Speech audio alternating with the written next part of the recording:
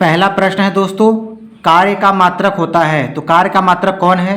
Joule या Newton या वाट या डाइन होता है।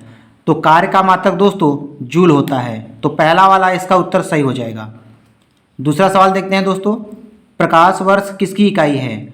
दूरी की या समय की या प्रकाश की या धारा की? प्रकाश वर्ष किसकी इकाई होती है दोस्तों? दूरी की। तो दूरी इसका सही उत्तर हो जाएगा। तीसरा सवाल देखेंगे दोस्तों, बल की एसआई यूनिट क्या होती है? बल की एसआई यूनिट क्या है? केल्विन या न्यूटन या पास्कल या वोल्ट? तो बल की एसआई यूनिट हो दोस्तों न्यूटन होती है। न्यूटन इसका सही उत्तर हो जाएगा। चौथा सवाल देखेंगे दोस्तों, एक खगोलीय इकाई संबंधित है किससे? एक खगोलीय इकाई संबंधित किससे होता है? सूर्य एवं पृथ्वी के बीच की दूरी से संबंधित है। एक खगोलीय इकाई सूर्य एवं पृथ्वी के बीच की दूरी से संबंधित है। पांचवा सवाल है दोस्तों, पारसेक इकाई है किसकी? पारसेक किसकी इकाई होता है दोस्तों? दूरी का या समय का या चुंबकीय बल की या प्रकाश की चमक की? पारसेक जो है दोस्तों दूरी की सबसे बड़ी इकाई होती है। तो दूरी की इसका सबसे सही उत्तर हो जाएगा। छठवां सवाल देखते हैं दोस्तों, निम्नलिखित युग्मों में से कौन सा एक सुमेलित नहीं है? इधर 4 ऑप्शन लिखा हुआ है दोस्तों, इधर भी 4 ऑप्शन बना हुआ है। इधर लिखा है मात्रा, इधर लिखा है एसआई मात्रक। तो कौन सा इसे ऑप्शन सही नहीं है यही बताना है। तो जैसा कि दोस्तों लेंस की क्षमता का मात्रक डायोप्टर होता है, ये तो सही है। ऊष्मा का मात्रक भी जूल होता है, ये भी सही है। दाब का मात्रक पास्कल होता है, ये भी सही है। पहला वाला है रेडियो एक्टिव पदार्थ की सक्रियता, इसका मात्रक लिखा है क्यूरी, यहाँ पे ये वाला ऑप्शन गलत है। तो पहला वाला इसमें सही सुमेलित नहीं है। सातवां सवाल देखते हैं दोस्तों, ल्यूमेन किसका मात्रक होता है? ल्यूमेन किसका मात्रक है? ज्योति तीव्रता का, उपयुक्त दोनों का या ज्योति फ्लक्स का या इनमें से कोई नहीं? तो ल्यूमेन दोस्तों किसका मात्रक होता है? ज्योति फ्लक्स का मात्रक होता है ल्यूमेन। आठवां सवाल देखते हैं दोस्तों, भौतिक मात्रा ज्योति किसकी इकाई है? भौतिक मात्रा ज्योति जो है, ज्योति की इकाई क्या है? तो ज्योति की इकाई से पूछा है दोस्तों, इसमें क्या होगा? लक्स होगा। लक्स इसका सही उत्तर हो जाएगा। भौतिक मात्रा ज्योति की इकाई क्या है? लक्स। नौवां प्रश्न देखेंगे दोस्तों, पास्कल इकाई है किसकी है?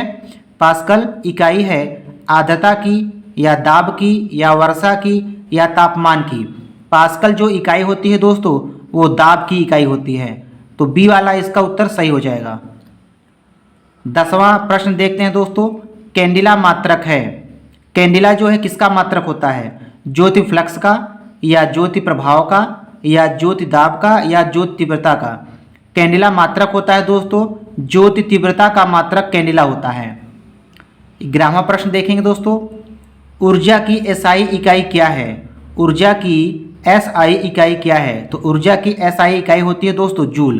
तो जूल पहला वाला इसका उत्तर सही हो जाएगा। 12वां प्रश्न है दोस्तों, चुंबकीय क्षेत्र की माप की इकाई क्या होती है? चुंबकीय क्षेत्र की माप की इकाई टेस्ला होती है। तो टेस्ला इसका सही उत्तर हो जाएगा। अगला प्रश्न है हर्ट्ज। हर्ट्ज क्या मापने की यूनिट होती है? हर्ट्ज से क्या मापा जाता है दोस्तों? तरंगों की आवृत्ति मापा जाता है। तरंगों की आवृत्ति मापने के लिए हर्ट्ज मात्रक का प्रयोग किया जाता है। प्रश्न नंबर 14 है, विद्युत मात्रा की इकाई है। विद्युत मात्रा की इकाई है कौन? एम्पियर। एम्पियर इसका सही उत्तर हो जाएगा। अगला प्रश्न दोस्तों, एसआई पद्धति में लेंस की शक्ति की इकाई क्या होती है? एसआई पद्धति में लेंस की शक्ति की इकाई क्या होती है दोस्तों? डायोप्टर होती है। तो लेंस की शक्ति की जो इकाई होती है वो डायोप्टर होती है। प्रश्न नंबर 16 है दोस्तों, ध्वनि की तीव्रता मापने की इकाई क्या होती है? ध्वनि की तीव्रता मापने की इकाई डेसिबल होती है। तो डेसिबल इसका सही उत्तर हो जाएगा। प्रश्न नंबर 17 है, एम्पियर क्या मापने की इकाई होती है? एम्पियर क्या मापने की इकाई होती है? एम्पियर जो दोस्तों है वो करंट को मापा जाता है। करंट को एम्पियर में मापा जाता है। करंट को हिंदी में कहते हैं दोस्तों धारा। तो धारा का मात्रक क्या होता है? एम्पियर होता है। 18वां सवाल देखते हैं दोस्तों, यंग प्रत्यास्था गुणांक का एसआई मात्रक क्या होता है? यंग प्रत्यास्था गुणांक का एसआई मात्रक न्यूटन प्रति मीटर स्क्वायर होता है। प्रश्न नंबर 19 देखेंगे दोस्तों, निम्नलिखित में से तापमान की एसआई इकाई क्या है? तापमान की एसआई इकाई क्या होती है? केल्विन। तापमान की एसआई इकाई क्या है दोस्तों? केल्विन होती है। प्रश्न नंबर 20 देखेंगे दोस्तों, निम्नलिखित में से कौन सा प्रतिरोधकता के एसआई मात्रक को सही रूप से दर्शाता है? तो प्रतिरोधकता का सही मात्रक क्या होता है दोस्तों? ओम मीटर होता है। प्रतिरोधकता का एसआई मात्रक क्या है? ओम मीटर। प्रश्न नंबर 21 देखेंगे दोस्तों, संवेग का एसआई मात्रक क्या होता है? संवेग का एसआई मात्रक क्या होता है दोस्तों? एम्पियर या किलोग्राम मीटर पर सेकेंड या जूल होता है या किलोग्राम मीटर होता है? तो संवेग का एसआई मात्रक किलोग्राम मीटर पर सेकेंड होता है। प्रश्न नंबर 22 देखेंगे दोस्तों, प्रकाश वर्ष के संबंध में निम्नलिखित कथनों पर विचार कीजिए। पहला है, प्रकाश वर्ष अति दीर्घ दूरी मापने का मात्रक होता है, ये सही है। प्रकाश वर्ष अति दीर्घ काल अंतराल मापने का मात्रक होता है, ये गलत है।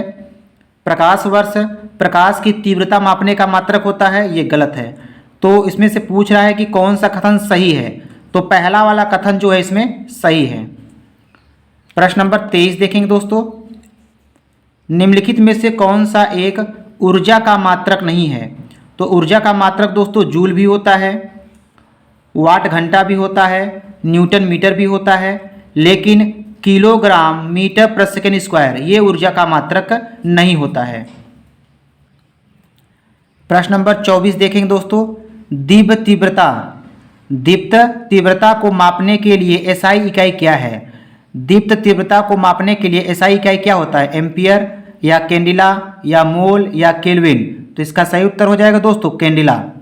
दीप्त तीव्रता का मात्रक जो होता है वो क्या होता है? कैंडिला होता है।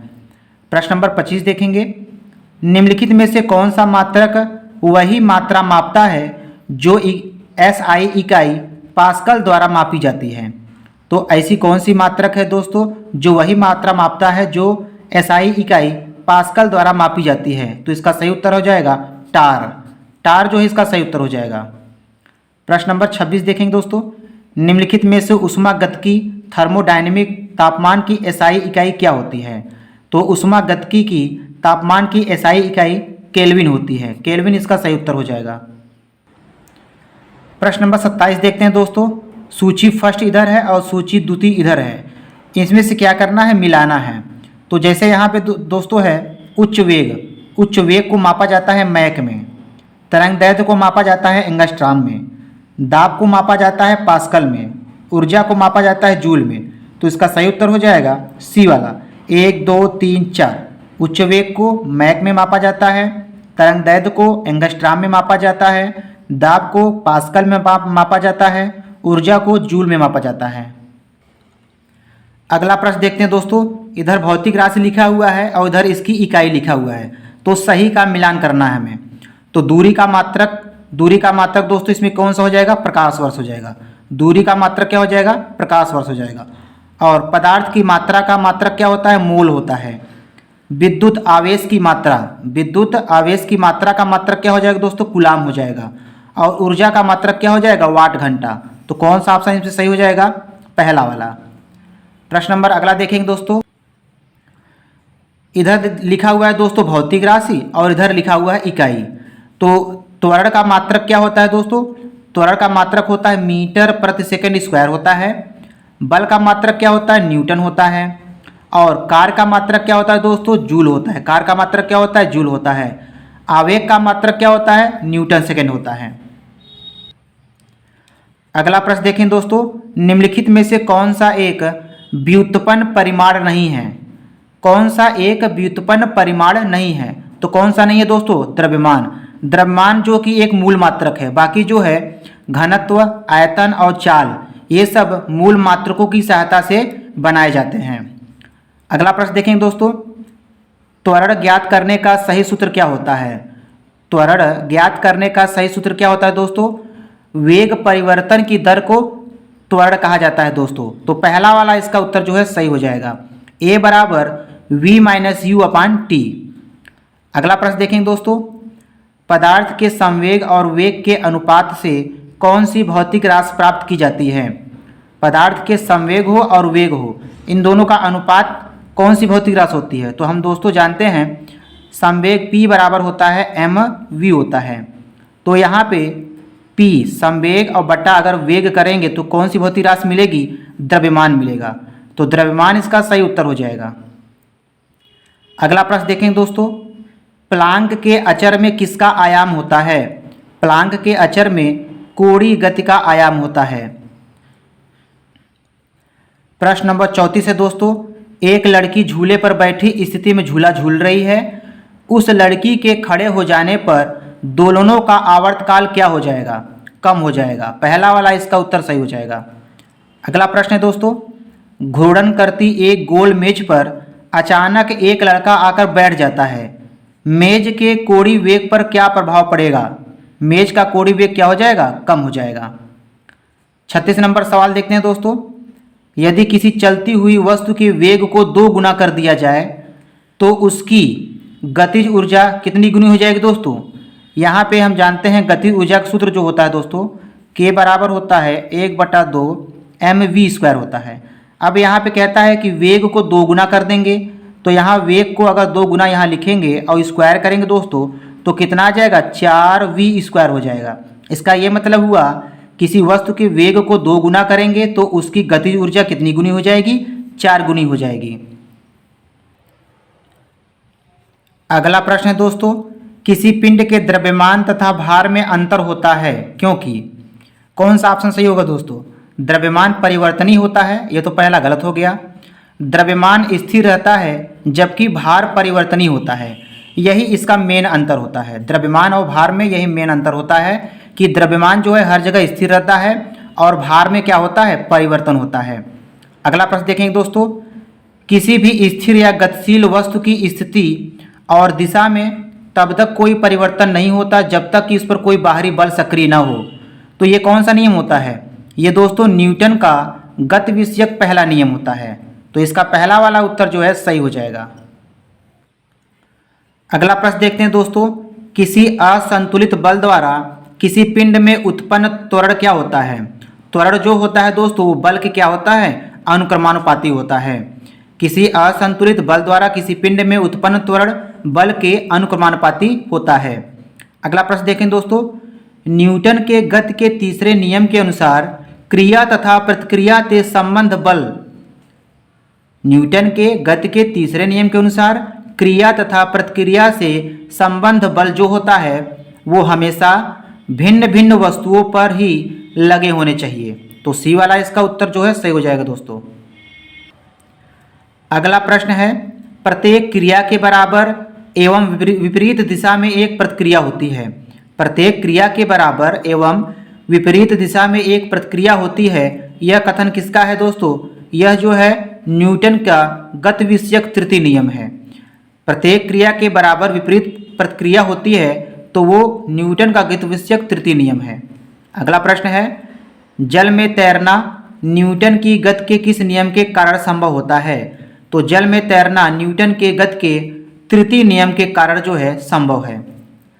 अगला प्रश्न देखते हैं दोस्तों, कोई पिंड तब तक विरामावस्था में ही बना रहेगा जब तक कि उस पर कोई बाहरी बल कार्य नहीं करता है। तो यह कथन किसका है? यह कथन जो है दोस्तों न्यूटन का है। अगला प्रश्न है दोस्तों, बल की परिभाषा आती है न्यूटन के गति के पहले नियम से बल की परिभाषा आती है।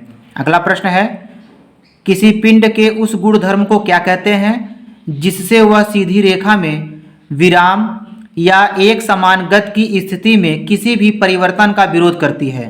तो उसको क्या कहा जाता है? जड़त्व कहा जाता है। अगला प्रश्न दोस्तों, न्यूटन के पहले नियम को और क्या कहा जाता है? न्यूटन के पहले नियम को जड़त्व का नियम भी कहा जाता है। अगला प्रश्न है, गाड़ी खींचता हुआ घोड़ा किस बल के कारण आगे बढ़ता है? तो उसका सही उत्तर हो जाएगा दोस्तों, पृथ्वी द्वारा घोड़े के पैरों पर आरोपित बल से। गाड़ी खींचता हुआ घोड़ा किस बल के कारण आगे बढ़ता है? पृथ्वी द्वारा घोड़े के पैरों पर आरोपित बल से। अगला प्रश्न है, चलती हुई बस जब अचानक ब्रेक लगाती है तो उसमें बैठे हुए यात्री आगे की ओर दिशा में गिर जाते हैं। इसको किसके द्वारा समझाया जा सकता है? इसको जो है न्यूटन के पहले नियम से समझाया जा सकता है? अगला प्रश्न है दोस्तों, रॉकेट जो है वो किस सिद्धांत पर काम करता है? रॉकेट जो है वो न्यूटन के तृतीय नियम पर सिद्धांत पे काम करता है। रॉकेट किस सिद्धांत पे काम करता है? न्यूटन के गति विषयक तृतीय नियम पर।